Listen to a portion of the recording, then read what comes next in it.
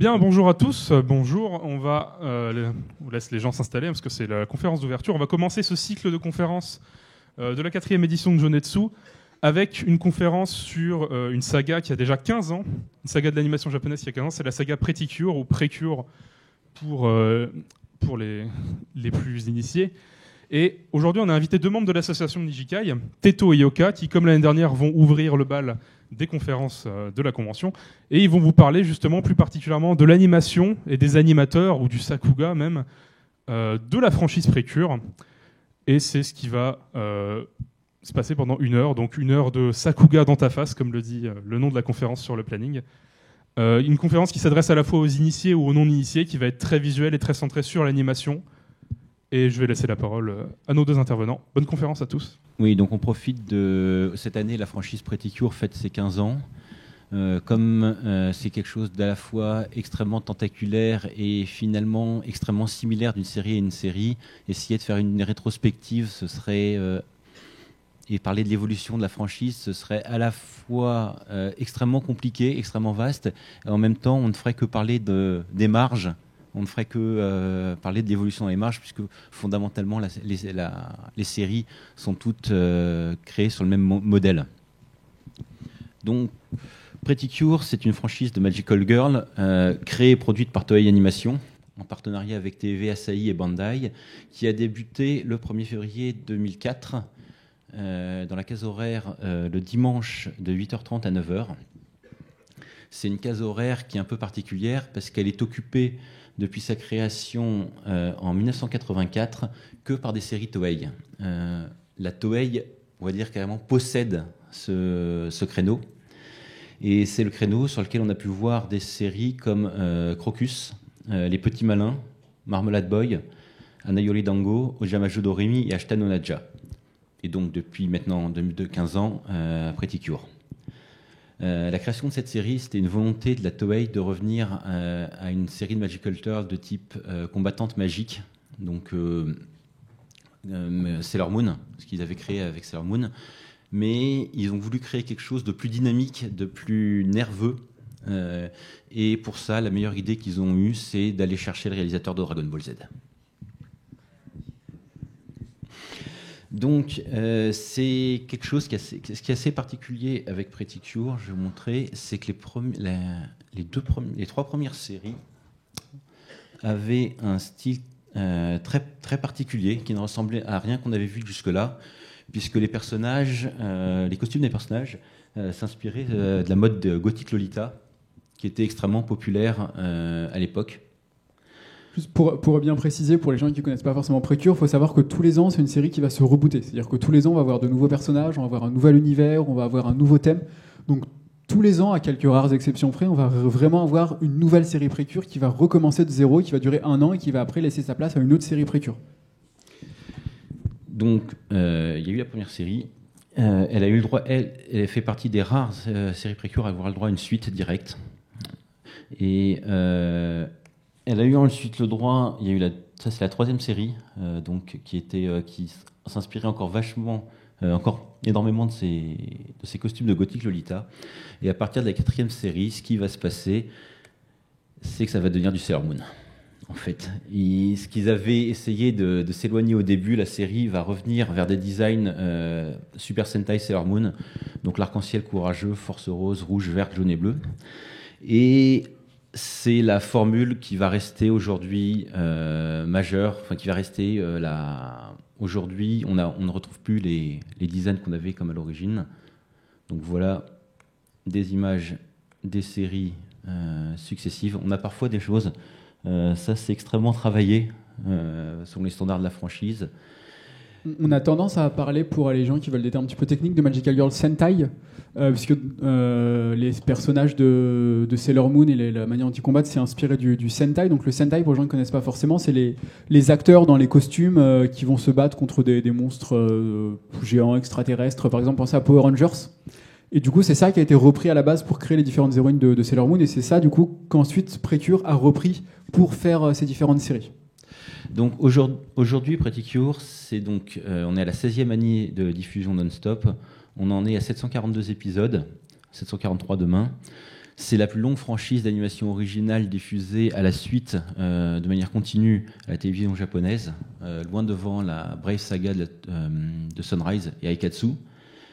C'est aussi, avec 26 films, la seule franchise capable, de manière constante, de sortir 2 films d'animation par an.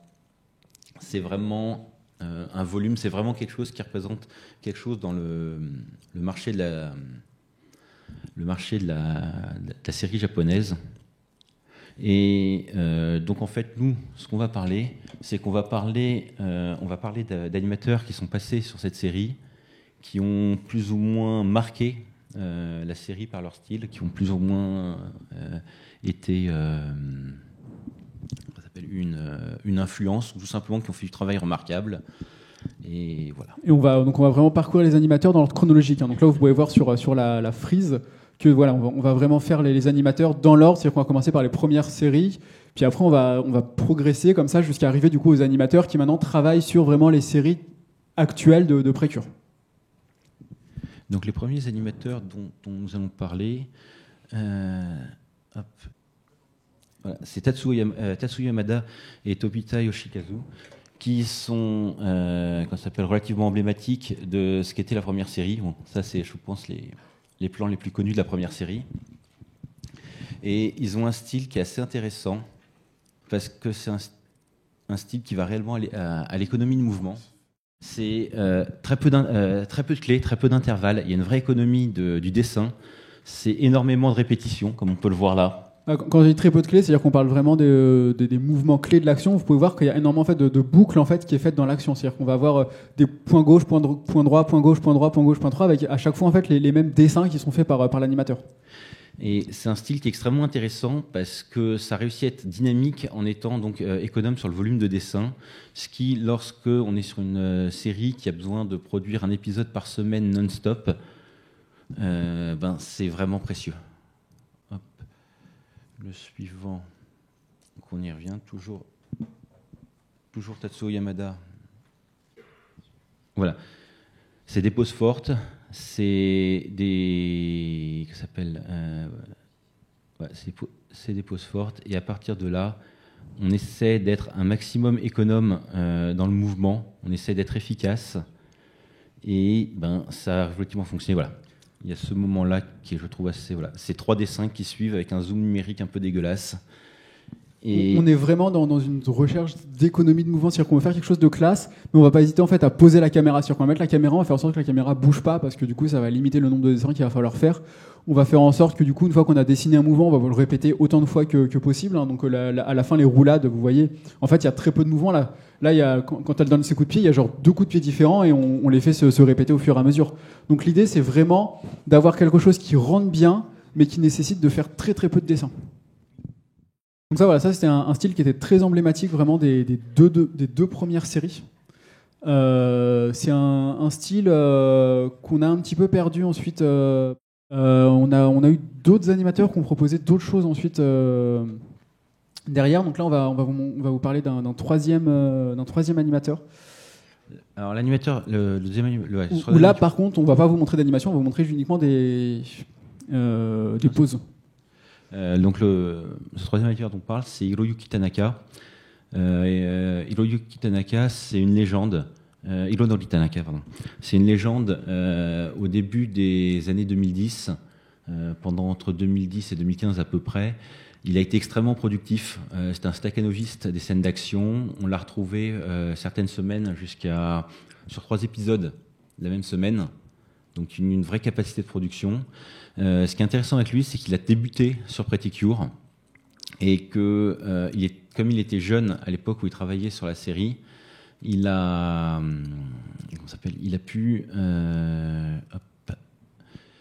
un style en fait qui était extrêmement surjoué. Vous allez voir, regardez la façon dont les personnages bougent, le surjeu est permanent. Voilà. Dans sa façon d'être, et ça se combine aussi, voilà, les effets complètement excessifs, et c'est ce qui va vraiment marquer son style. Alors là, ce qui est intéressant, c'est de regarder vraiment le mouvement des cheveux. C'est-à-dire qu'on est une scène qui est assez basique, hein, c'est juste 2 personnages qui se parlent sur le toit, et vous allez voir qu'il y a un mouvement continuel qui est fait au niveau des cheveux, où les cheveux vont bouger non-stop.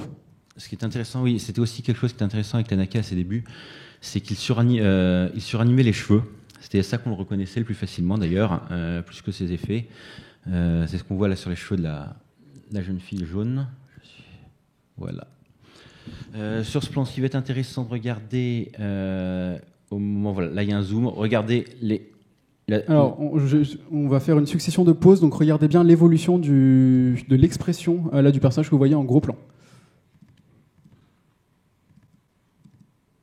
Donc, tout ça juste pour un personnage qui va se prendre un coup. Donc on a vraiment un vrai travail qui est fait sur une scène qui se remarque même pas forcément énormément, parce que là, vous voyez, on l'a vraiment fait en plan par plan, parce que sinon vous vous rendriez même pas forcément compte de l'animation, et c'est vraiment assez emblématique du style de Tanaka. Il va vraiment rechercher à vraiment avoir des personnages avec des expressions très très fortes et des expressions très très emblématiques de ce qui se passe au moment où il fait sa scène.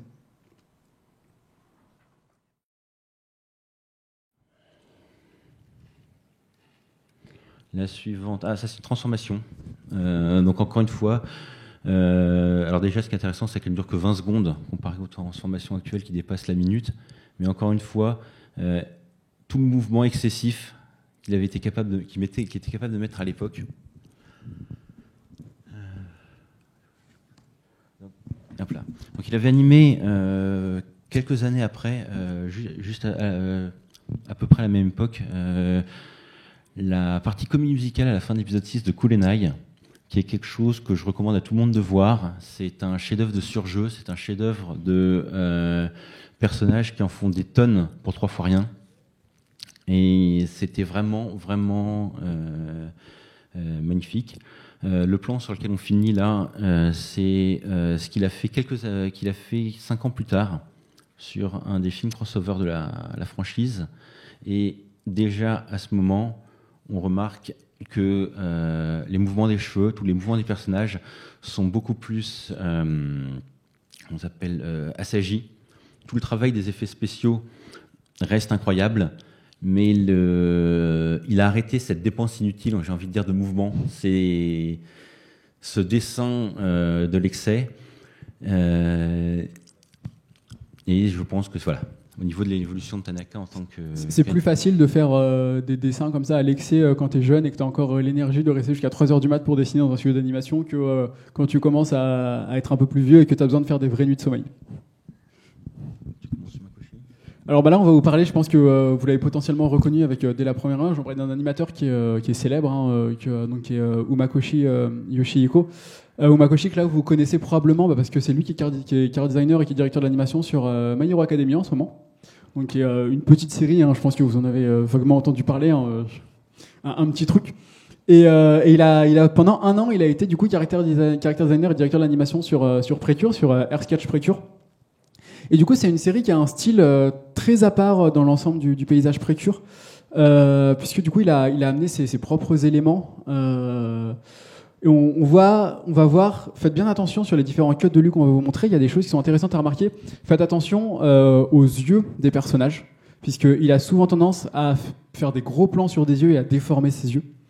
Faites attention à la manière dont les personnages se déplacent. Essayez de visualiser, à chaque fois que vous voyez des déplacements de personnages sur Umakoshi, visualisez une ligne entre les deux personnages et vous remarquerez que très rarement les personnages vont sortir de cette ligne. C'est-à-dire que quoi qu'il arrive, l'ensemble des personnages va vraiment... Tous les combats vont avoir lieu en fait, sur une ligne qui peut changer en fait, au fur et à mesure du combat, mais ça va rester de manière linéaire.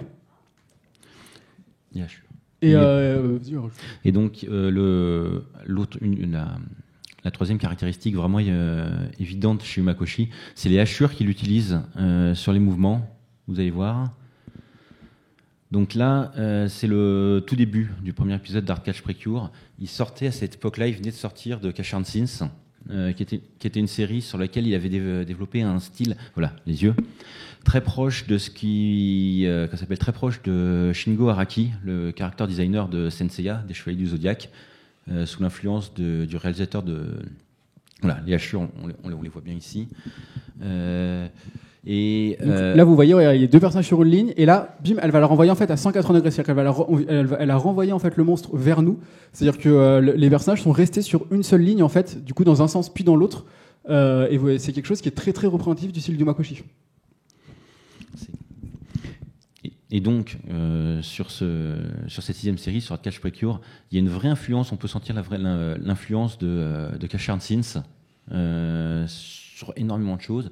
Et ce qui est intéressant, c'est que la série a été tellement réussie et a été un tel succès qu'il a marqué énormément de codes du Makoshi sont restés dans la suite des séries de la franchise. Alors là, vous allez voir, le début, c'est très Dragon Ball dans l'inspiration. Le début de ce cut, c'est vraiment deux personnages qui sont plus en fait que des raies de lumière qui vont s'affronter à très haute vitesse dans le ciel. Donc ça, c'est typique de Dragon Ball. Ça, vous pourriez voir ça dans un épisode de Dragon Ball. Je pense que ça choquerait absolument personne. Et on retrouve du coup cette inspiration Dragon Ballesque que peut avoir Precure de temps en temps. Les personnages finiront par se poser. Et vous allez voir que dès que les personnages vont se poser, on va retrouver immédiatement les types de Makoshi sur des gros plans sur les yeux et des hachures. Et là, vous allez voir qu'au fur et à mesure, en fait, il va faire des plans sur les yeux, un plan un peu plus large du combat pour montrer ce qui se passe, des plans sur les yeux, un plan un peu plus large, des plans sur les yeux, un plan un peu plus large. On a vraiment chez Umakoshi cette envie en fait de montrer. On reproche des fois aux mangas et aux animés d'être vraiment ce style gros yeux qui est utilisé pour montrer justement les expressions des personnages. Et c'est quelque chose que Umakoshi il use et il en use jusqu'à l'excès. Là, on retrouve un combat donc plus classique. Encore une fois, on va retrouver cette dynamique, même si elles enchaînent les coups, toujours rester sur le même axe, sur le même plan.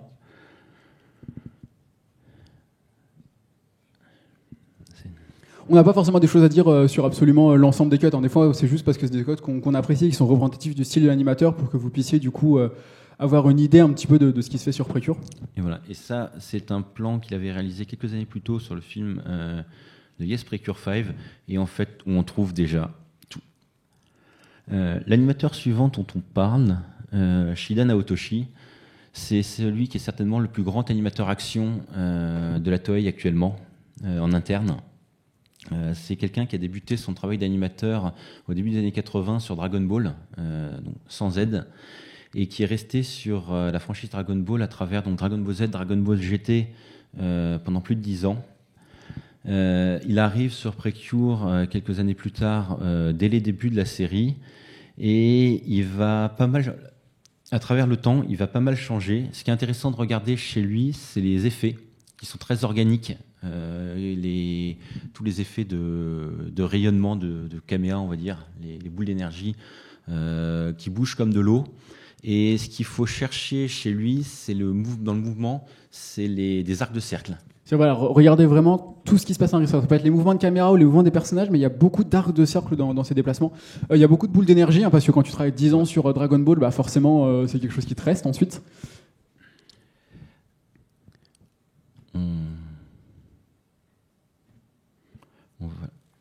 Et aussi la manière dont il a une manière très typique de bouger la caméra.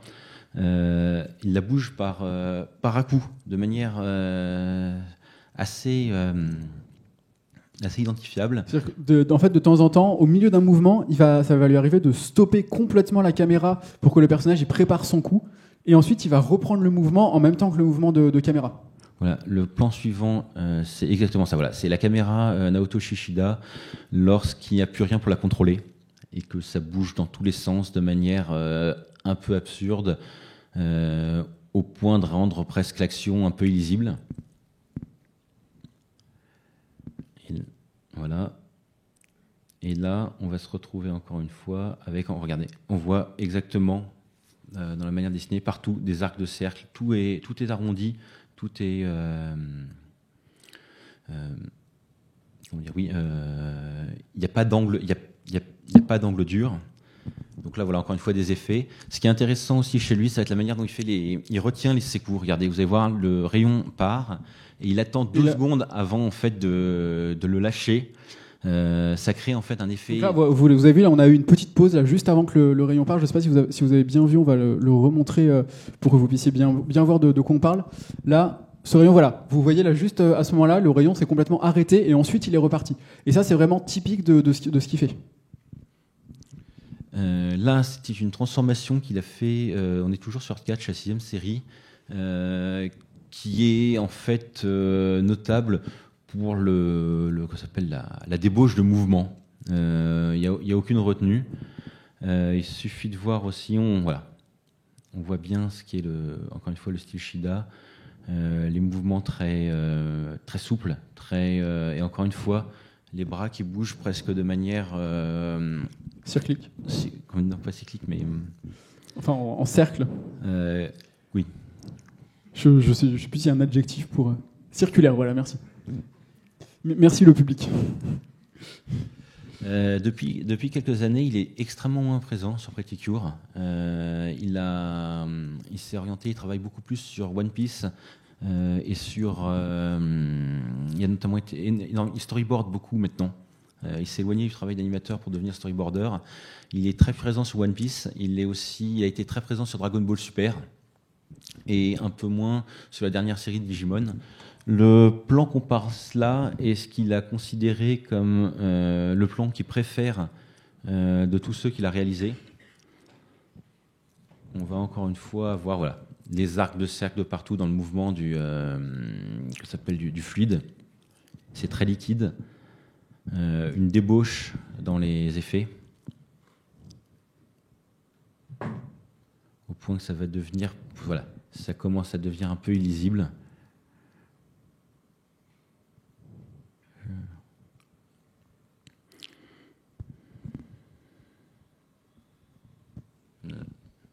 Là, c'est juste trop rapide en fait.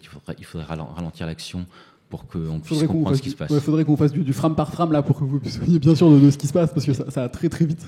Et ce plan, c'est le dernier plan de Shida là qu'on va voir. C'est le plan qu'il a réalisé pour un des films crossover, qui est celui qu'il a reconnu comme étant le plus dur sur lequel il travaillait de sa carrière. C'est un plan qui, je trouve, est extrêmement anxiogène pour quelque chose qui était destiné aux enfants. Non, attendez de voir si... donc imaginez, vous avez 5 ans, vous allumez la télé, enfin c'était au cinéma à la base, mais vous avez 5 ans, vous allez au cinéma pour voir le film avec vos petites filles Magical Girl préférées, et vous voyez ça, bon c'est pas ouf. Avec tout un parc d'attractions qui se transforme et qui est corrompu par les méchants, et c'est juste incroyable. C'est de la full background, l'animation des décors est complète. Et on retrouve vraiment Shida à la fois dans ce qu'il a de meilleur, mais aussi lorsqu'il n'y a plus personne pour le tenir en rêne. Alors là, on passe à un autre animateur qui est Hayashi Yuki. Hayashi Yuki, qui est quelqu'un qui travaille très souvent avec Rie Matsumoto. Alors Rie Matsumoto, c'est peut-être un nom que vous avez déjà entendu, puisqu'elle a réalisé par exemple Kyoso Giga. Elle a fait tout récemment un clip pour une marque de chocolat. Qui était assez intéressante, qu'elle a fait justement avec Hayashi Yuki. Et du coup, les deux travaillent ensemble et les deux s'influencent énormément. C'est-à-dire qu'on va retrouver en fait des tics de l'un chez l'autre et des tics de l'autre chez l'un. Et du coup, c'est quelqu'un qui va être ce qu'il va rechercher, c'est le character acting. Le character acting, c'est vraiment le mouvement des personnages, mais dans leur vie de tous les jours, en fait. C'est-à-dire que ça va pas forcément être des combats incroyables comme ce qu'on vient de voir. C'est vraiment des scènes du quotidien, mais où il va pousser vraiment l'animation jusqu'à l'extrême. Donc là, c'est typiquement cette première scène là qu'on va vous montrer, qui est une scène qui vient de Fresh Precure. Regardez à quel point les personnages ils bougent. Mais tout, que ce soit leurs cheveux, leurs mains, leurs pieds, leur visage. Il y a vraiment un mouvement constant. Il n'y a jamais une frame où il ne va pas y avoir de mouvement. Et c'est surtout ce qui est intéressant chez Hayashi Yuki, c'est son travail sur l'expressivité corporelle, la manière dont les personnages vont pouvoir s'exprimer, pas que par leurs paroles, par le doublage, mais aussi par le travail de l'animateur. Donc là, vous pouvez voir quelque chose qui est assez intéressant, parce que c'est quelque chose qui est assez difficile à faire. C'est une scène où il y a plusieurs choses qui se passent sur plusieurs plans différents. Vous voyez qu'il y a à la fois un premier plan avec du coup le personnage et qu'il y a des choses qui se passent en bas. Et ça, c'est quelque chose qui est assez complexe, parce qu'en animation, forcément, ça se fait sur du papier. Et du coup, vous vous rendez bien compte que réussir à faire des effets de profondeur quand on anime, c'est quand même quelque chose qui est assez complexe. Voilà. Alors, d'autant que c'est quelque chose qu'on retrouve souvent chez Hayashi, parce que Matsumoto Rie est connue pour travailler sa mise en scène sur plusieurs plans. Ce qui est très typique chez elle, c'est elle fait un gag. Elle met en scène un gag, et en même temps, il y a les personnages au second plan qui sont un peu témoins.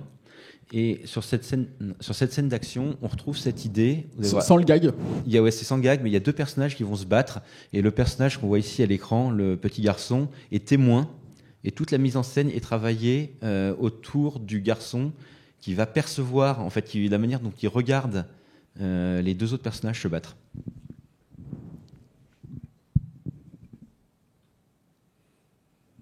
Il y a aussi un vrai travail là, sur ce plan de la part de Yuki pour coller au style Umakoshi. On a les hachures, ils se battent sur un plan au fond. Et c'était vraiment réussi. Pendant très longtemps, d'ailleurs, tout le monde a cru que c'était un plan qui avait été réalisé par Umakoshi, mais pas du tout.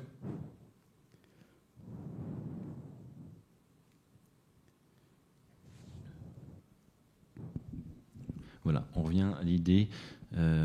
Toute l'idée, c'est la façon dont ce personnage regarde les deux autres se battre pour lui.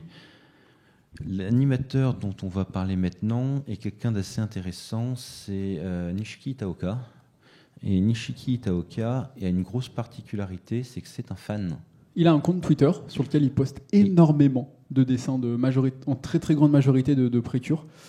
Voilà, ouais. Donc on va vous montrer quelques-uns des exemples de ces dessins parce qu'on trouve qu'ils sont assez réussis. Donc c'est un animateur qui travaille au Studio Live, donc un studio de sous-traitance où une quarantaine d'animateurs, je crois, doivent travailler. C'est là-bas que travaille notamment Yoshimatsu Takahiro, qui est le character designer de Trigun, du reboot d'Hunter x Hunter, ou plus récemment de Sora Yorimoto Ibasho. Et Itaoka, c'est quelqu'un qui travaille presque uniquement sur Precure. C'est un fan et il ne prend du travail que sur cette série, à l'exception d'une participation régulière au film de Crayon Shin-chan. Et donc, voilà, il publie ce genre de fan art, donc dans le style des dessins d'animateurs, donc crayonnés. C'est quelqu'un qui est extrêmement proche de ses fans, qui répond souvent, qui est le premier à être là pour identifier ce qu'il a fait sur les derniers épisodes sur lesquels il travaille. Donc, généralement, on vous invite à le suivre sur Twitter, parce que si vous aimez le style de dessin qu'il a, il en poste très régulièrement sur Twitter, donc ça vaut le coup de le suivre. Oui, rien que pour ça, même si vous ne pipez pas un mot de japonais, il poste suffisamment régulièrement des dessins pour ça. Et j'aime beaucoup ça, c'est sa biographie Twitter qui se traduit littéralement par « Mon travail, c'est de dessiner des collégiennes en classe de 4e ». Qui ont l'âge des personnages de Precure, puisque il passe vraiment sa vie à dessiner du Precure. Personnellement, je trouve que c'est la biographie, la meilleure biographie de tout Twitter. Donc on va vous montrer quand même quelques cuts de Itaoka. Et donc Itaoka, c'est un animateur d'action qui est très très bon. Énormément des plans très dynamiques, des mouvements de caméra très forts et des effets des effets vraiment impressionnants. C'est quelqu'un que vous ne retrouverez pas vraiment, contrairement à l'animateur qu'on vous a montré juste précédemment, qui aimait beaucoup faire des scènes, en fait, j'ai envie de dire presque mondaines, c'est-à-dire des scènes où il y a vraiment des personnages qui vont vivre dans leur vie de tous les jours. Itaoka, au contraire, c'est quelqu'un que vous retrouverez. S'il y a une grosse scène d'action dans Precure, très souvent, ça arrive que ce soit Itaoka qui soit derrière. Oui, quand il y a quelques années, la Toei a commencé à prendre énormément à multiplier les projets et leurs plannings se sont effondrés. La qualité globale de leur série a vraiment chuté. Itaoka a tenu sur ses épaules cette Happiness Charge où la plupart des combats vraiment intéressants de la série, c'est lui qui s'en chargeait parce que les autres n'arrivaient plus à suivre en fait devant le volume de travail qui leur était demandé. Il a fallu sacrifier la qualité. Voilà. Celui-là est plus intéressant parce que c'est plus minimaliste, mais il y a un vrai travail sur le jeu du personnage, donc qui chante et qui va essayer qui chante pour essayer de toucher. Ah oui, elle chante en même temps. Là, on n'a pas mis l'audio, mais elle chante sur tout ce passage-là. Elle chante pour tenter de toucher son adversaire. Et il fait quelque chose. C'est rare pour lui de le voir autant jouer sur du jeu d'acting. Voilà, le combat sur 3 plans, ça c'est vraiment impressionnant. Compliqué à faire. Et Voilà, là on a une transformation qui est hors stock shot, hors plan déjà fait. Alors stock shot, pour les gens qui ne savent pas forcément, c'est-à-dire que c'est les plans qui sont réutilisés. En fait, c'est une banque, il y a une banque de plans où on va réutiliser ces plans à chaque fois qu'il y a besoin. Donc ça peut être des transformations majoritairement sur les animés de Magical Girl. Ça peut être des attaques, des boules d'énergie, des mouvements de méca. Ça peut être tout un tas de choses. Et là, du coup, quand on dit sans stock shot, c'est-à-dire que voilà, le personnage s'est vraiment transformé à l'extérieur en fait d'un stock shot. Ce plan-là, je l'ai choisi parce qu'il y a la caméra très typique, comme je disais, qui tourne de Nishioka. Le mouvement se repère assez facilement. On va le retrouver dans celui-là. Donc là, voilà, là, on commence à se rapprocher de séries récentes de Precure. Jusqu'à présent, on était vraiment sur des séries qui avaient 15, 10 ans. Là, voilà, on rentre sur des animateurs qui sont vraiment actifs et qui sont vraiment reconnaissables depuis 5-6 ans. Donc là, avec Go Princess Precure, qui est une série dont on reparlera ensuite par la suite, parce que c'est une série qui, en termes d'animation, était assez exceptionnelle. Donc on va souvent avoir des cuts de Go Princess Precure, et ce combat-là particulièrement, il reviendra sur un autre animateur ensuite par la suite.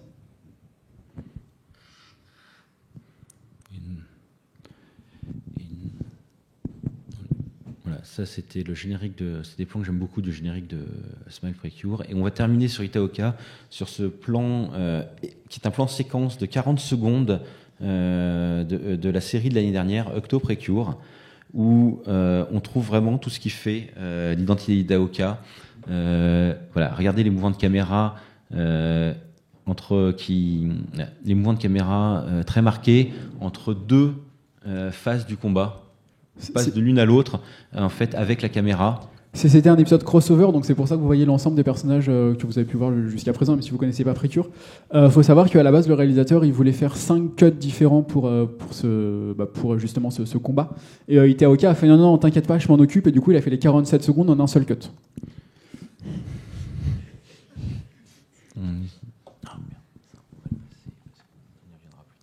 Alors celui-là, on y reviendra plus tard, donc c'est pour ça qu'on le passe, parce que c'est un animateur qui est un petit peu particulier, donc on le garde pour la fin. Alors Morita, lui, sa spécialité, ça va être, j'ai envie de dire, en fait, pour simplifier un peu, ça va être les stock shots. Puisqu'il va travailler sur tout ce qu'il y a là, vous voyez, il fait une transformation. Il va faire aussi les coups finaux des précures. Donc c'est vraiment sa spécialité. Si jamais on a besoin d'avoir des stock shots de qualité, c'est souvent Morita chez qui on va voir. Depuis quelques années, par contre, il est plus sur Precure, mais il est toujours sur des animés de petites filles parce qu'il est passé sur Aikatsu. Et si vous regardez Aikatsu Friends, les scènes juste avant les transformations des personnages, quand il y a les cartes qui tournent devant elles et qu'elles vont prendre une carte dans leurs mains, c'est Morita qui s'en occupe aussi. Donc voilà, il est resté tout de même, c'est quelqu'un, sa passion, c'est de faire des stock shots. Les stock shots de Suite Precure de la série qu'on voit là, ont été extrêmement réussis, et Morita y est pour beaucoup. Ça, c'est un stock shot d'Happiness Charge, où j'aime beaucoup les effets de couleurs. Voilà. Quand elles vont passer là, j'aime beaucoup le timing, de la manière dont elles partent faire leurs attaques, et l'enchaînement avec le coup direct. Des stock shots, c'est vraiment des plans qui doivent être travaillés, parce que c'est des plans qu'on va avoir sur pratiquement tous les épisodes. Donc si jamais il y a une erreur sur le stock shot, l'erreur, on va l'avoir pendant 49 épisodes. Maintenant, on arrive à Shingo Fuji. Shingo Fuji, donc on était tout à l'heure, on parlait de Go Princess. C'est un animateur. Alors déjà, sa particularité pour un animateur japonais, c'est qu'il dessine très peu sur papier. Il anime la plupart de ce qu'il fait sous Flash, ce qui lui permet d'ailleurs de partager sur son compte Twitter des work in progress de son travail. Ce qui est assez intéressant chez lui, c'est que ce qu'il faut regarder, c'est la caméra. Faites attention à la manière dont la caméra bouge, parce qu'il utilise la caméra en fait comme si un vrai caméraman essayait de suivre les personnages, tant bien que mal en fait, lors d'une représentation en direct. Et c'est un animateur qu'on dit animateur webgen, pour les gens qui ont déjà entendu ce terme. C'est-à-dire que c'est des animateurs en fait qui sont souvent formés en autodidacte à partir de tutoriels qui sont trouvés sur le net, et qui sont très présents sur Internet, d'où l'appellation webgen. Donc là, vous voyez que l'emphase de Shingo Fuji, c'est le mouvement. Le respect du card design, c'est pas particulièrement son souci. Lui, ce qu'il va chercher, c'est avoir du mouvement, que ce soit du mouvement de caméra ou des mouvements de personnages, ou les deux en même temps, idéalement. Il va vraiment rechercher d'avoir un dynamisme sur chacun de ses cuts. Et surtout, c'est des chorégraphies qui sont extrêmement chargé. Les mouvements n'ont presque pas de sens. La manière dont elle évite les coups, c'est presque absurde. Et c'est pourtant très riche. Voilà. Alors, on va y revenir. Je parlais là des mouvements de caméra. Vous allez voir. On avait vu tout à l'heure. Les héroïnes se prennent un coup. Et vous allez voir, la caméra met une demi-seconde en fait à les suivre, comme si le caméraman, voilà, c'est juste là, comme si le caméraman n'avait pas en fait la réactivité pour pouvoir suivre les personnages. Voilà, c'est le même combat, mais vous voyez vraiment qu'il y a deux styles d'animation différents entre celui qu'on vous a montré tout à l'heure et celui qu'on vous montre maintenant. Et encore une fois, les chorégraphies au sol qui sont les mouvements au sol qui sont extrêmement riches. Vous voyez qu'il y a souvent en fait des effets visuels qui sont à l'avant de l'écran. Vous avez vu qu'il y a assez souvent des pétales de rose par exemple, parce que l'héroïne elle se bat. L'héroïne s'appelle Cure Flora, donc c'est thématique. Ça c'est possible parce que justement c'est un animateur qui travaille sous Flash. Et du coup, c'est beaucoup plus facile de faire ça que si tu dois dessiner tous les pétales à la main sur une feuille de dessin, c'est assez compliqué. C'est des choses qui sont beaucoup plus faciles à faire de manière numérique. Qu'est-ce qu'il y a ? Ah oui. Non, alors en fait, c'est pas animé sous Flash. Il dessine sous Flash. En fait, les dessins sont faits sous Flash. Il s'en sert en fait pour pouvoir animer, pour pouvoir faire ses dessins. C'est pas animé sous Flash. C'est pas du vectoriel. Ensuite, ces dessins sont envoyés au studio et le studio va faire la colorisation, va faire le travail d'intervalle est fait de manière traditionnelle ensuite. Non, c'est pas comme Wakfu qui était en fait animé sous Flash et qui avait un mouvement très liquide parce qu'en fait le travail d'intervalle était fait par l'ordinateur. Non, là, le travail d'intervalle est vraiment fait à la main. C'est vraiment qu'il va dessiner sous Flash, mais c'est. Alors l'animateur dont on va voir des plans maintenant. Alors, là, Watanabe Kodai, c'est la star actuelle de la Toei. C'est un animateur très éclectique qui tend un peu à toucher à tout. Qui s'est fait connaître, qui a vraiment éclaté, sa popularité a vraiment éclaté après son travail sur la fin de Go Princess Precure, où il avait réalisé la direction d'animation de l'épisode 48. Ensuite, il allait travailler sur Tiger Mask W, où il a fait le storyboard où il a entre autres pris le storyboard de l'avant-dernier épisode, et il a bluffé tout le monde. C'est un futur grand probablement réalisateur en devenir, mais c'est aussi un très grand animateur, comme on peut le voir dans cette séquence de basket. Alors là, c'est tout récent, parce que là, on est sur du Octoprecure. Octoprecure, c'était la série de l'an passé. Donc ça, c'est un cut qui a moins d'1 an. Donc là, on est vraiment sur entre Shingo Fuji, qui était sur Go Princess Precure, qui était il y a 3 ans, et là, Watanabe Kodai, qui a commencé sur Go Princess Precure il y a 3 ans, et qui maintenant est qui a travaillé ensuite sur Octoprecure. On est vraiment là sur des animateurs qui sont très très récents, ces animateurs qui sont jeunes. De mémoire, les deux, ils sont plus jeunes que là, les deux présentateurs que vous avez devant vous. Donc on est vraiment sur une nouvelle génération. C'est un animateur qui a été formé par Hayashi Yuki, dont on parlait tout à l'heure, et on trouve aussi chez lui ce soin d'expressivité corporelle des personnages, dans leur manière de bouger, que le personnage puisse s'exprimer en fait au-delà du simple travail de son doubleur.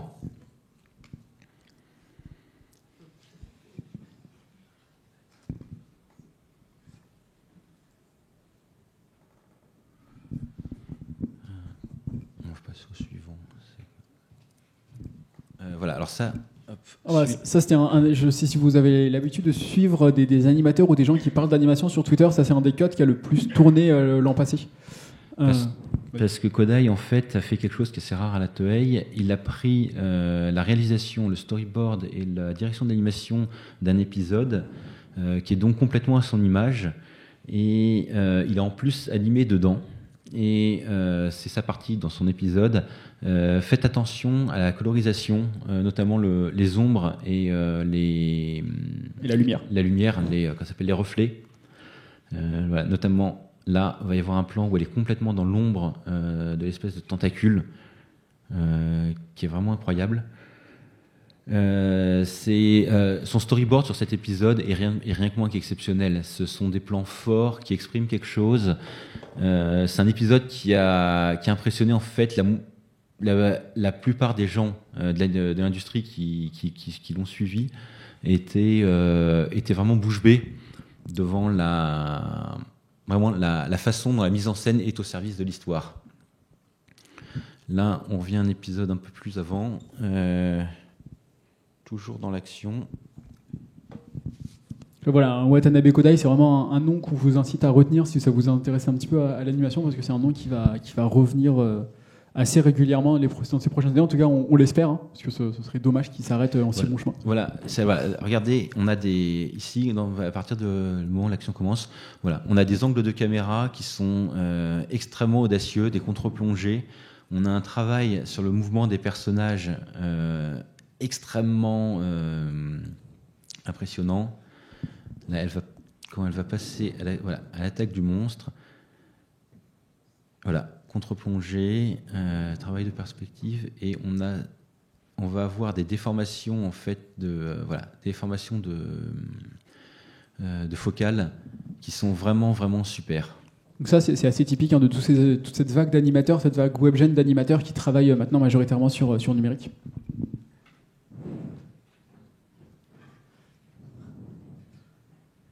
Ensuite, alors celui-là, je l'ai surtout pris en fait parce que voilà, il y a ces tronches-là qui sont simplement incroyables. C'était sur le film de Kira Precure à la mode. Il y a un autre animateur dont on va reparler ensuite qui fait justement aussi ce côté avec des traits très forcés, des traits très noirs, des traits de contours très marqués, dont on va reparler assez rapidement. Un nouveau sens, ça utilise ta tête.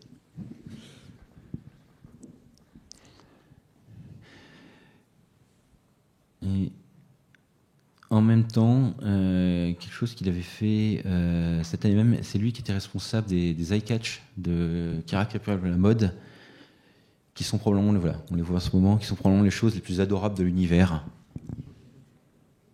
Voilà. Regardez à quel point c'est expressif, à quel point c'est adorable. J'ai rien à ajouter. Il faut, parce que un eye catch c'est très court, donc il faut réussir à transmettre quelque chose sur un eye catch qui fait 5 secondes. C'est pas évident. Donc on passe maintenant, on a vu à peu près la manière, enfin on a survolé, mais on a vu que le style d'animation dans Precure avait changé avec le temps, mais il faut pas croire que ça a changé du tout au tout. Il y a des animateurs qui sont sur la série depuis le début et qui donc comme celui dont on va voir de travail ici, Amano Yuichi, et qui sont un peu aussi le travail de flammes, là, les flammes des talons qui dérapent, ils sont géniaux. C'est un animateur donc qui est connu pour son travail d'effet et pour la précision de ses mouvements. Vous allez voir là, elle va éviter les nouilles que lui envoie le bol de nouilles. Voilà, c'est très bon ça. C'est compliqué à faire dans la vie réelle, ça.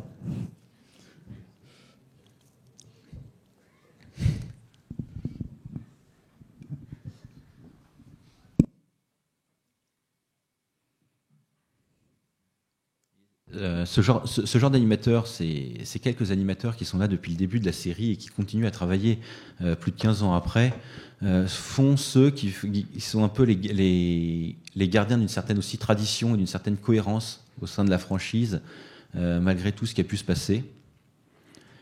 Et vous allez voir, je pense que c'est le plan suivant. Voilà, c'est celui-là.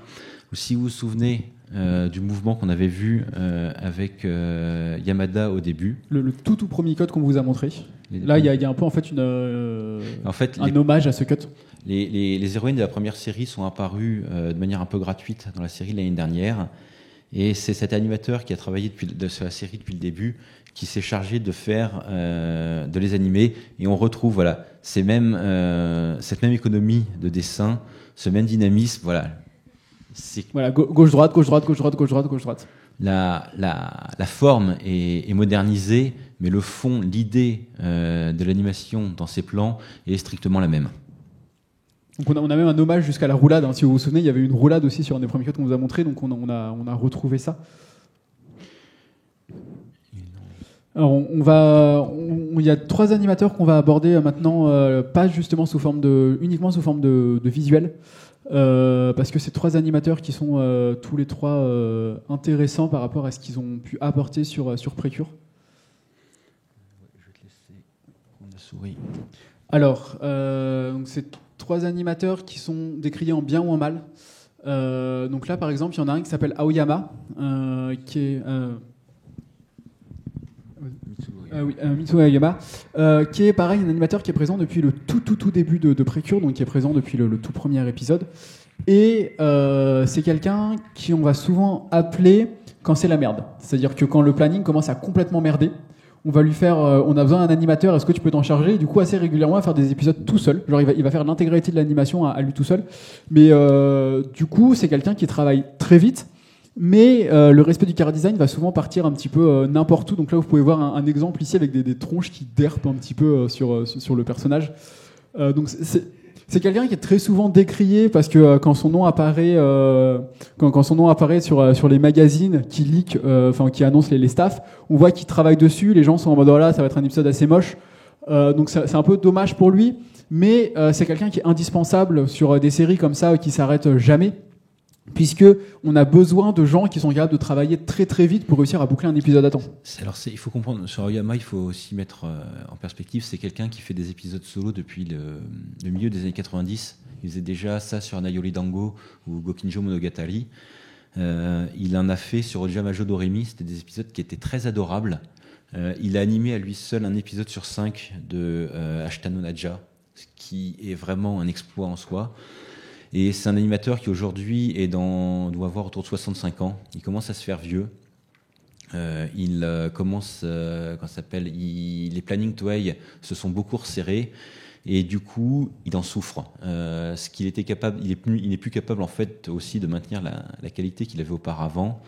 Et ce qui se passe, c'est que maintenant, dans ces épisodes, on voit souvent, en fait, il s'occupe lui de toute la partie, on va dire, tranche de vie, les héroïnes qui vivent leur vie avant que les méchants attaquent. Et il y a un animateur qu'on s'appelle renommé, notamment comme Itaoka, comme Shida, qui va s'occuper du gros de la scène d'action du combat, parce que aujourd'hui, il n'est plus capable d'animer les combats comme il le faisait avant. Alors un autre animateur, c'est Ken Ueno, qui lui est connu en fait pour faire des traits assez forts autour des personnages. Vous pouvez voir là sur l'héroïne de Go Princess Precure, il y a vraiment des traits noirs qui vont l'entourer. C'est des traits qui sont très marquants. Donc c'est pour ça qu'on vous a pas forcément montré en fait de cut, mais plutôt là des images fixes. Parce qu'on a trouvé que c'était plus facile en fait de vraiment se rendre compte du contour qu'il peut y avoir autour des personnages sur cet animateur. Voilà, ça c'est très typique de Ken Ueno. Regardez le bord du visage avec le trait qui va s'affiner et s'épaissir. Voilà, regardez la souris là, on voit vraiment tout ce trait là, tout ici là comme ça, qui est vraiment très très emblématique de ce qu'il peut faire. Ueno en soi n'est pas un animateur vraiment un grand animateur. Ces séquences d'action ces séquences d'animation sont même plutôt quelconques. Mais en tant que directeur d'animation, on le repère de très loin, et en fait, on le repère même simplement le plus souvent dès la bande-annonce de l'épisode suivant. Quand on voit ces traits inégaux, on sait que la semaine suivante, c'est Ken Ueno qui prend l'épisode. Alors, il y a un dernier animateur dont on va parler, qui est Hiroshi Miyamoto, qui est quelqu'un du coup qui travaille uniquement sur de la 3D. Donc c'est quelque chose qu'on souhaitait aborder en fait pour conclure cette conférence, parce que si vous avez l'habitude de suivre Precure, vous vous rendez compte que maintenant l'intégralité des endings sont faits en 3D et les films sont de plus en plus souvent aussi faits en 3D.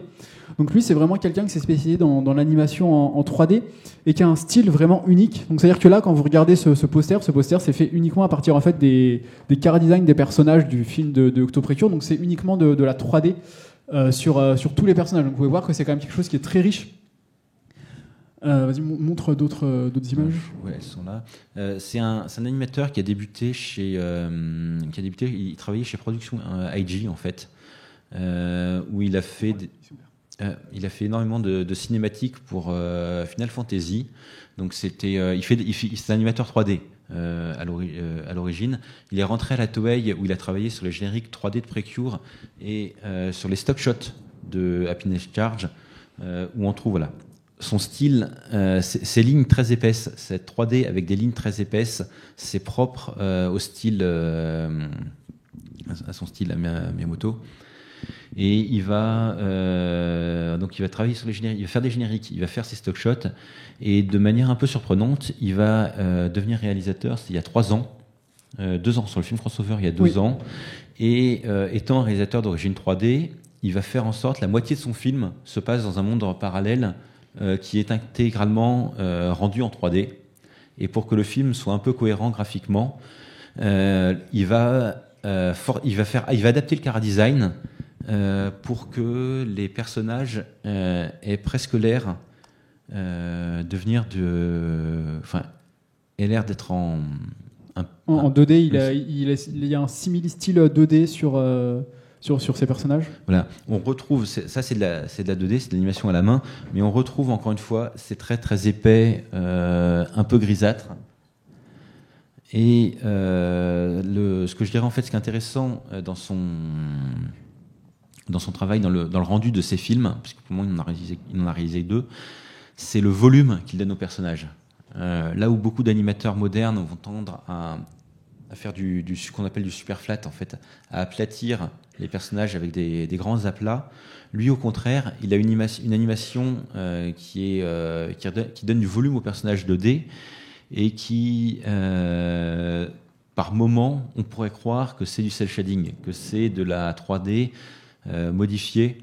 Voilà, la tronche est incroyable. Modifiée pour rendre comme en 2D. Du coup, donc c'est fini pour nous. Donc on espère que vous avez apprécié du coup cette conférence, que vous avez pu avoir peut-être que quelques noms vous ont marqué, vous voulez vous renseigner sur eux, ou peut-être que ça vous donne l'envie de vous intéresser à Precure. Alors par contre, on va pas avoir le temps de prendre des questions. On est désolé parce qu'il est 11h30. Du coup voilà, merci à vous public de vous être levé tôt un samedi matin pour venir nous voir.